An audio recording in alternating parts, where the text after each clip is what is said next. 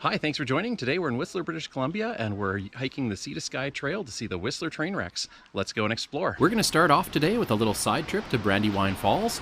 Brandywine is one of the most popular waterfalls found along the Sea to Sky corridor between Vancouver and Whistler, British Columbia.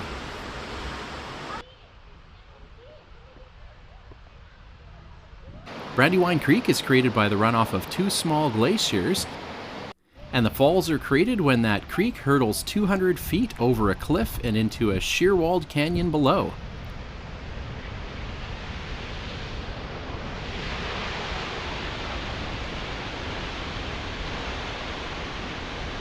The origin of the name Brandywine is unconfirmed, although there are a couple competing stories. The most popular was reported in the 1946 Vancouver Sun. In that version, two surveyors from the Howe Sound and Northern Railways wagered on which could more accurately predict the height of the falls. One put up a bottle of brandy and one put up a bottle of wine. When the height was finally measured, the loser of the wager decided to name the falls Brandywine in memory of his lost bet. The other account claims that two locals were passing through the area on their way back to their fur trapper cabins and stopped at the waterfall for tea. One brought a bottle of wine and the other brought a bottle of brandy, which they both mixed in with the tea. Both of the trappers were reported to have passed out for an entire day after drinking this strange brew. In 1966, Brandywine Falls was also featured in the film The Trap, starring Oliver Reed. In the film, a grizzled fur trapper takes his mute wife into the wilds of Canada to live in a remote cabin in the woods. In one of the highlights of the film, Reed battles a black bear on the edge of a cliff with Brandywine Falls in the background. Gone!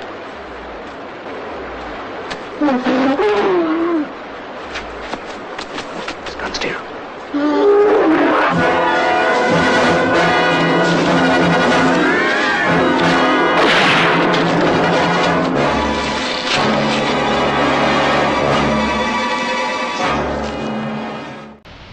Although a popular spot for tourists and picnickers, Brandywine Falls Provincial Park wasn't officially formed until January 1973. The park was tripled in size in 2010 to include the habitat for red-legged frogs, which are listed as a species at risk. Just 10 minutes north of the falls is the Whistler train wreck. This is one of Whistler's most unique spots. Here you can find a handful of mangled railway boxcars scattered throughout the forest and in amongst the trees.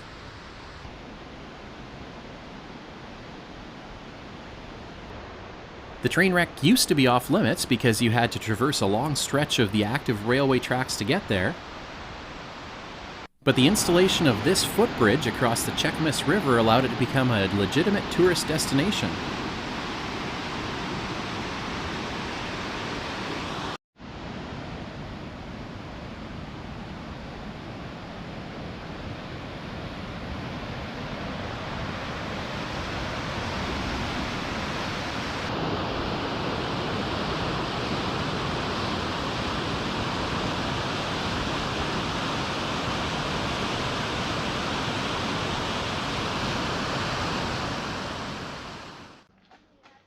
Now the bridge and train wreck rests just an easy 1 kilometer hike from the Sea to Sky Highway trailhead.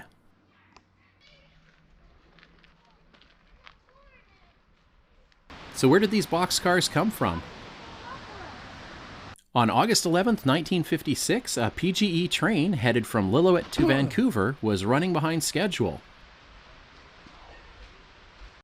They tried to make up time by running the train faster than usual and ended up jumping the track.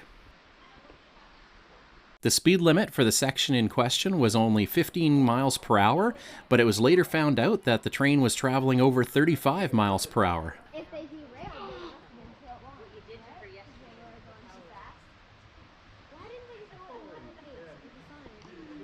The crash wedged 3 of the train cars tight and required the assistance of a local logging company to use their heavy-duty D8 cats to pry the cars loose.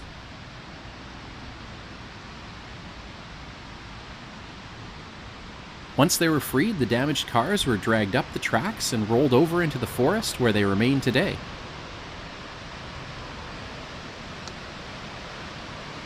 As soon as the tracks were repaired, the trains kept running.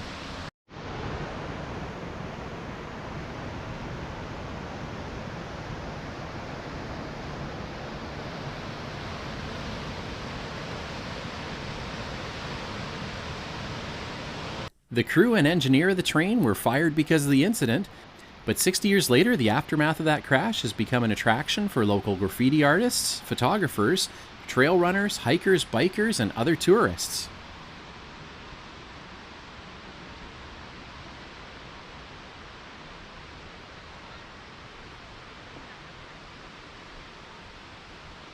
Graffiti artists seem to love using the train wreck as a canvas for their work.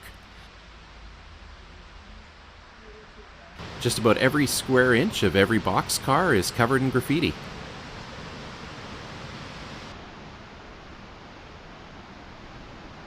Most of it's fairly non-offensive, and some of it's even downright wholesome.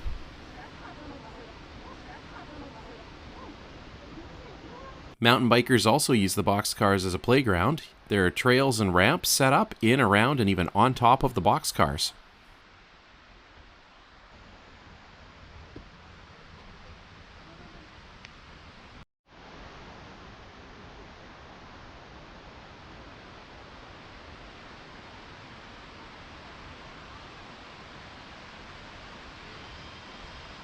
So if you're in Whistler and looking for things to do, both Brandywine Falls and the Whistler train wreck are both easy, family-friendly day trips that are worth the visit.